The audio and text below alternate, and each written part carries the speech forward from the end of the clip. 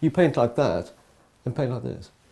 And it's very debilitating. Even in this little room, I fell off the trestle 3 times.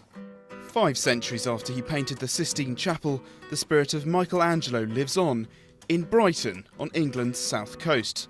Raphael, Titian, Caravaggio, the Italian Renaissance masters are all on show. Yet this certainly isn't the Vatican, but the modest home of retired decorator turned artist and guitarist Robert Burns. I bought a book at the car boot sale, and it was a glossy guide to the Vatican.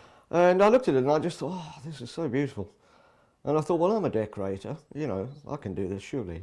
I put the date on the wall out there, so I started in 203, and I've been adding to it ever since. I'd never actually painted anything. I mean, other than I was a decorator, I used to paint with a big brush and a roller. I only picked the paintbrush up when I was 53, and with a bit of sort of like trial and error, I surprised myself that I can actually paint a Renaissance picture. Burns has opted for watercolour paint rather than oils. Plus he's allowed himself some artistic licence, like for this portrait of British comedian Russell Brand, and one of his wife. She's learned to live surrounded by the Madonnas and cherubs. I had to say to her at one stage, you know, is this a bit over the top? You know, because the house was sort of like slowly morphing into the Vatican.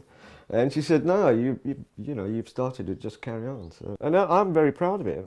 I'll show anybody around the house, which I do. Even when workmen come in or something, I always do the tour. They're actually blown away. They just go, what is this? Outside, nothing hints at the opulence within, but the only problem for Burns is that he doesn't actually own the house. It's leased from the local council.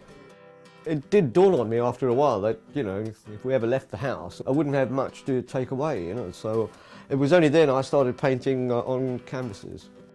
When you leave, I mean, obviously, you have to leave the house in the condition that you found it. So essentially, I'd probably have to paint it out, just white ceilings and magnolia walls. It'd be devastating, yes.